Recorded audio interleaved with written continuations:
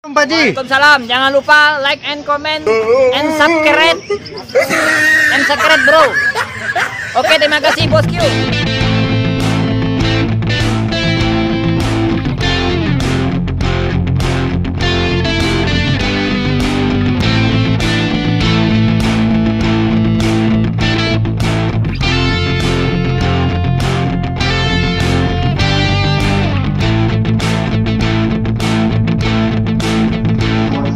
Kepada seluruh Bikau Mania yang telah datang menghadiri acara SGD Komando Cup yang diselenggarakan oleh Bang Mansur Newet. Nah, jadi di sini ada permintaan dari panitia untuk menjelaskan patung-patung di penjurian juri serikat. Nah, jadi yang pertama sekali adalah yang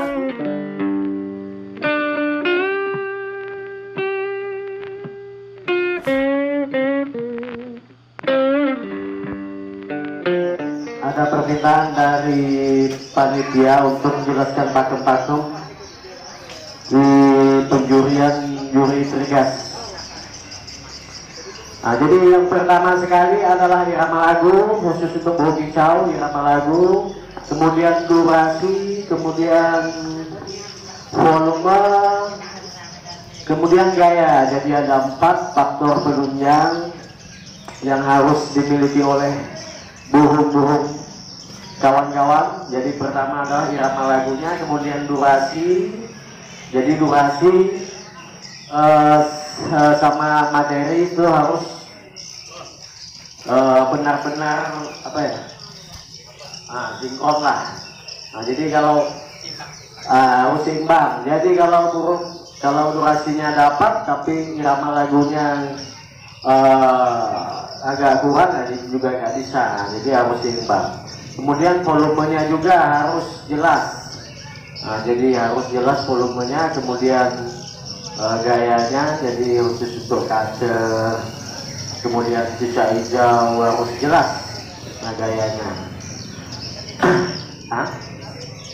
Kemudian untuk diskualifikasi, ya kalau kader, nangkur atau kuda laut, bagong, kemudian terjun ke bawah. Jadi kalau terjun ke bawah udah kita diskualifikasi, ya, jadi tanpa terkecuali kelas murai, kelas kaca, cicak hijau semuanya lah, kecuali lompat. Kalau lompat turun naik nggak masalah. Jadi tanpa terkecuali kalau turun kita diskualifikasi. Nah, kecuali kalau nggak ketahuan sama juri, ya, jadi nggak oke lah, nggak masalah. Kemudian khusus pleci, ya, kalau melanting kita kasih pita, jadi kalau pita 1 kuning itu masih layak nominasi. Kalau kita, ya, masih layak nominasi, ya, tapi kalau lebih dari 1 itu, jadi kita dapat perbandingan berapa konser atau kekurangan di kelas basic. Kemudian di kelas lompat, kalau lompat dewasa kita memakai hitungan detik dari mulai kita memakai pita kuning, biru, sama oranye. Nah, jadi kalau mendapatkan pita kuning lompat kita harus mencapai 3 detik. Kemudian biru itu 7 detik, kemudian oranye atau merah itu 10 detik di atas. Nah, seterusnya begitu. Kelipatannya kalau dia 13 kan dapat merah atau oranye kuning. Kalau 17 dapat merah biru. Nah, begitu seterusnya, ya. Kemudian masalah jeruji.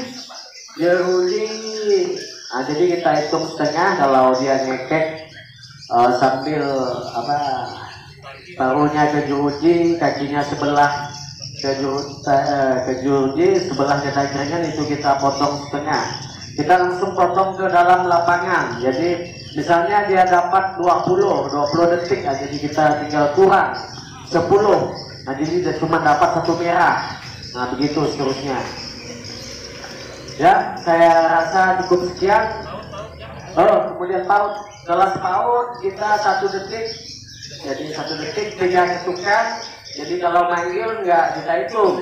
Nah jadi kita pakai detik 3 ketukan, kita dapat pita kuning, kemudian pita biru 3 detik, kemudian 7 detik kita bendera oranye atau merah.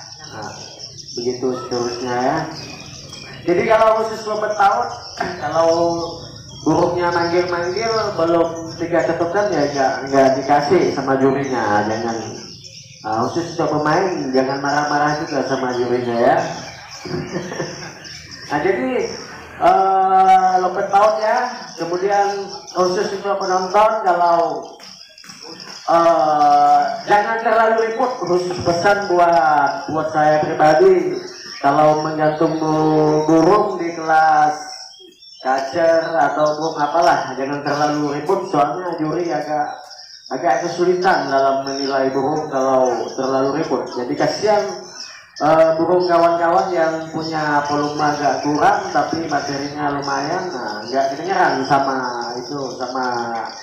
teriakan penonton. Nah jadi kami harap dimaklumilah ya, untuk kawan-kawan jangan terlalu ribut. Nah jadi kami di sini bekerja jadi agak susah kalau terlalu ribut. Nah jadi nggak fokus ke burung. Nah gitu. Jadi saya harap itulah permintaan juri dari penonton ya. Jadi kita saling bekerja sama. Ya, saya rasa cukup sekian. Terima kasih. Assalamualaikum warahmatullahi wabarakatuh. Hijau Mania 24, mantap.